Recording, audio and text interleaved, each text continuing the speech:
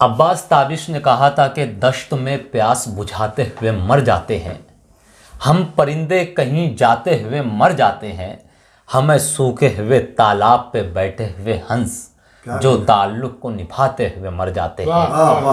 हमने ये शेर इसलिए शेर का इंतखाब किया कि मालेगांव से हमारा सफ़र शुरू हुआ मोहम्मदी मुशायरे के लिए। लखनऊ होते हुए हम शाहजहाँपुर आए और शाहजहाँपुर में जनाब मुजावर मालेगावी साहब के बहुत ख़ास दोस्त जनाब शरीफ अमीन साहब से हमारी मुलाकात हुई और मौसूफ़ ने अपने खुलूस का मुज़ाहरा करते हुए, अपनी मेहमान नवाज़ी का मुज़ाहरा करते हुए हमें अपने मकान पर जो है रुकाया और यहीं पर हमारी मेहमान नवाज़ी कर रहे हैं। मौसूफ़ हमारे साथ इस वक्त मौजूद हैं।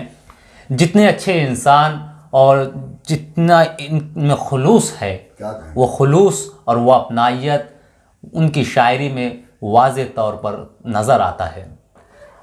शरीफ अमीन साहब की शायरी मौसूफ़ सहले मुमतना में शायरी करते हैं, छोटी बहरों में, लेकिन इन छोटी लाइन, इन छोटी बहरों में बड़ी बात कहने का फ़न और हुनर जानते हैं। मैं इस वक्त हम चाहते हैं कि शरीफ अमीन साहब से कुछ अशार समात कर ले। मैं मौसूफ़ को इन अशार के ज़रिए दावत कलाम दे रहा हूँ कि बढ़ गया था प्यास का एहसास दरिया देखकर, बढ़ गया था प्यास का एहसास दरिया देखकर, हम पलट आए मगर पानी को प्यासा देखकर। हम भी हैं शायद किसी भटकी हुई कश्ती के लोग, चीखने लगते हैं ख्वाबों में जजीरा देखकर। और खुदकुशी लिखी थी एक बेवा के चेहरे पे मगर, फिर वो जिंदा हो गई बच्चा बिलखता देखकर।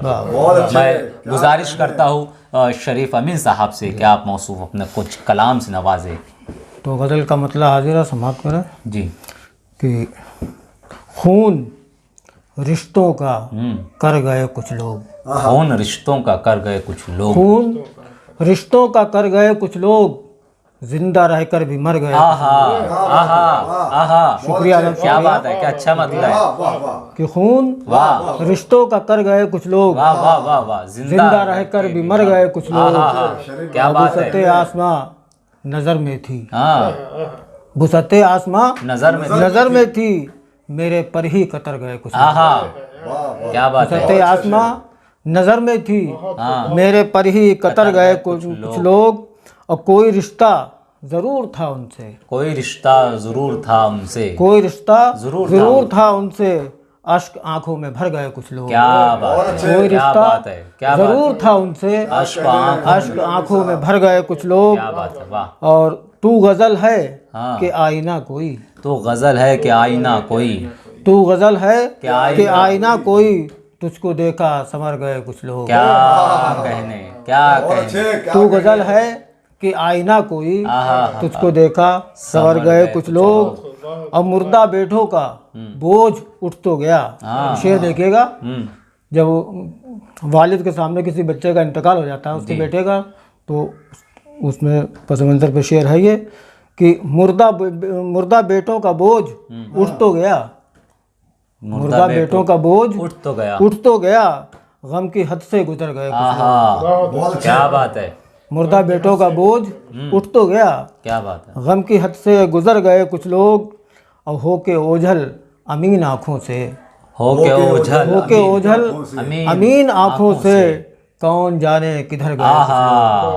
होके ओझल अमीन आँखों से, शुक्रिया क्या कहने। कि होके ओझल अमीन आँखों से, क्या कहने, कौन जाने किधर गए कुछ लोग। खून रिश्तों का कर गए कुछ लोग, क्या बात है। जिंदा रहकर भी मर गए कुछ क्या लोग। बात, वाह वाह वाह। शरीफ अमीन साहब, बहुत अच्छा कलाम आपने सुनाया। हम चाहते हैं कि थोड़ी सी आपसे गुफ्तगू हो जाए, थोड़ा सा आपका तारुफ हो जाए।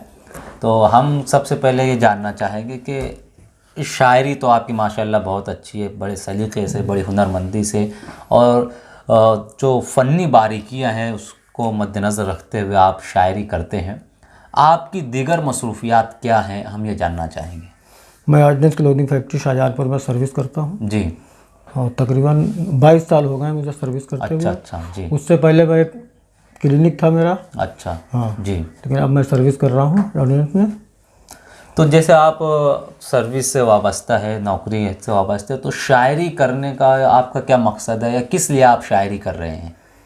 ये बहुत पुरानी बात है कि मैं अपने वालिद साहब के साथ, यहाँ शाहजहानपुर में मुशायरे हुआ करते थे जी। तो वालिद साहब की उंगली पकड़ के जाया करता था। अच्छा अच्छा जी। उनके साथ में मुझे समझ नहीं थी मुशायरा क्या होता है, शायरी क्या होती है, जी। लेकिन वहाँ जो लोग वाह वाह करते थे तो अच्छा लगता था। अच्छा। तो वो हल्के हल्के सुनते सुनते फिर वो समझना, थोड़ा सा समझना मतलब सीखा उसको, जी। समझ आई, फिर उल्टा सीधा लिखना शुरू किया। फिर हमारे एक उस्ताद थे हाजी फरहत कादरी साहब जी, उन्होंने इस पत्थर को हीरा बनाने की कोशिश की। माशाल्लाह। यानी तकरीबन कितने साल हो गए फिर भी आपको शायरी करते हैं? सन 88 से कर रहा हूँ। सन 88 से आप शायरी कर रहे हैं। आप उर्दू के ताल्लुक़ से, अदब के ताल्लुक़ से क्या पैगाम देना चाहेंगे मुख्तसरन में? जैसे कि अदब के फ़रोग़ के लिए, उर्दू ज़ुबान के फ़रोग़ के लिए हमें क्या करना चाहिए? देखिए मेन इसके लिए तो सबसे बढ़िया रिसाला है। जी जी, जो लोग रिसाला निकाल रहे हैं, हमारा राशिद भाई रिसाला निकाल रहे हैं, जी। ये एक पैगाम है इनका उर्दू के लिए जी। खिदमत कर रहे हैं ये। और देखता है, आपने देखा है अक्सर कि रिसाले लोग अब ख़रीदना नहीं चाहते। जी। उसमें रिसाला, कई रिसाले बंद हो गए, बहुत अच्छे अच्छे रिसाले थे। हाँ। इसीलिए बंद हो गए कि हम ख़रीदना नहीं चाहते। अच्छा जी। हमको गिफ्ट मिल जाए रख लेंगे, उसको पढ़ना भी नहीं चाहते हैं। अच्छा। बस सजा लिया हमने, ले आया सजा लिया, पढ़ना भी नहीं चाहते, उसमें क्या लिखा है क्या नहीं लिखा है इससे कोई मतलब नहीं। तो मैं चाहता हूँ लोग, हमारी जो कौम है वो रिसाले ख़रीदे, उर्दू रिसालों से, उर्दू किताबों से जी ख़रीदे, उसको पढ़े जी, उससे फ़ायदा हासिल करें। बहुत शुक्रिया। ये थे हमसे गुफ्तगू कर रहे थे और अपना कलाम मौसूफ़ ने सुनाया शरीफ अमीन साहब ने। हम बहुत शुक्रिया अदा करते हैं आपका। शुक्रिया।